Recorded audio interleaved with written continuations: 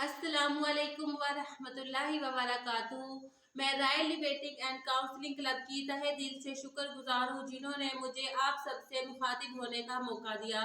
मैं इस मौका की फराहमी पर royal debating and counselling club से अपने दिली जज्बात का इजहार एक शेर से करना चाहूँगी। आज का ये दिन ख्वाब जैसा लगता है, मांगी हुई दुआओं के इजाब जैसा लगता है। मोअज़्ज़ज़ सामीन और सदर ज़िवकार, मैं आज जिस मौजू पर आप सबसे अपने ख्यालात और एहसासात का इजहार करने जा रही हूँ वो है आज के पाकिस्तान में नौजवानों का किरदार। क्या मतलब है इस मौजू का, क्या मतलब है आज के पाकिस्तान का? क्या आज का पाकिस्तान उस पाकिस्तान से मुख्तलिफ था जो 74 साल पहले कायद-ए-आज़म मोहम्मद अली जिन्ना बना गए थे? ज़रा सोचिए। जी हाँ, इस पाकिस्तान में और उस पाकिस्तान में ज़मीन आसमान का फ़र्क है। मैं आज के पाकिस्तान की मंजर कशी में कुछ अल्फाज कहना चाहूँगी।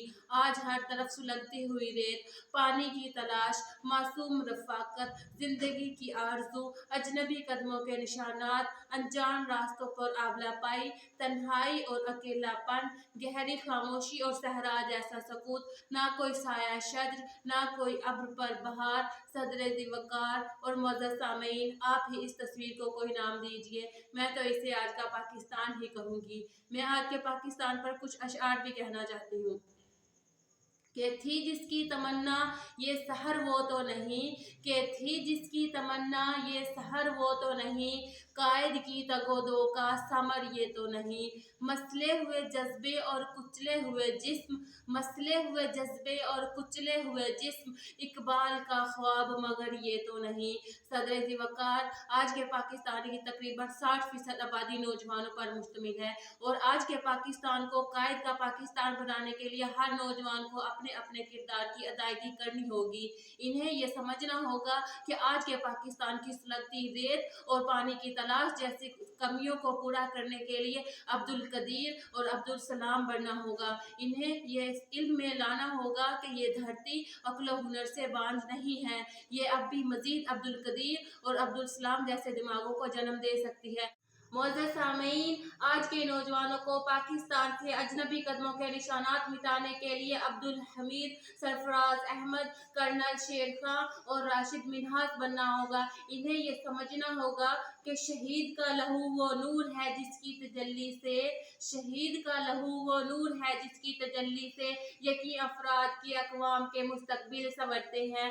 मुअज़्ज़ज़ सामीन, नौजवानों को मग़रिब के अनजान रास्तों पर आबलापाई करने वाले पाकिस्तानियों को अरफा करीम, मरियम मुख्तार, आसिम ख्वाजा, शफीका इकबाल और आयशा फारूक जैसे नौजवानों की याद दहानी करवानी होगी। इन्हें यह एहसास दिलाना होगा कि गवादी हमने असलाफ से जो मिरास पाई थी, गवादी हमने असलाफ से जो मिरास पाई थी, सुरैया से ज़मीं पर आसमान ने हमको दे मारा।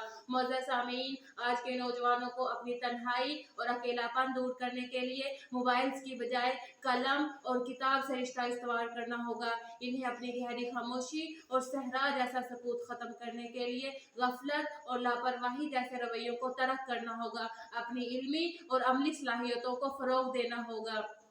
मुअज़्ज़ज़ सामीन, आज के नौजवानों को समझना होगा कि तामीर पाकिस्तान ही इनकी मंजिल है और इस मंजिल तक रसाई हासिल करने के लिए इन्हें अपने मुल्क पाकिस्तान की फ़िज़ाओं में ऐसे अब्र लाने होंगे जो आज के पाकिस्तान पर इस्लामी क़वानीन की बरसात करें और इसे सही मानों में इस्लामी जमहूरिया पाकिस्तान बनाए। मैं वक्त का ख्याल करते हुए अपने तकरीर के इख्तिताम पर नौजवानों को पैगाम देना चाहती हूँ।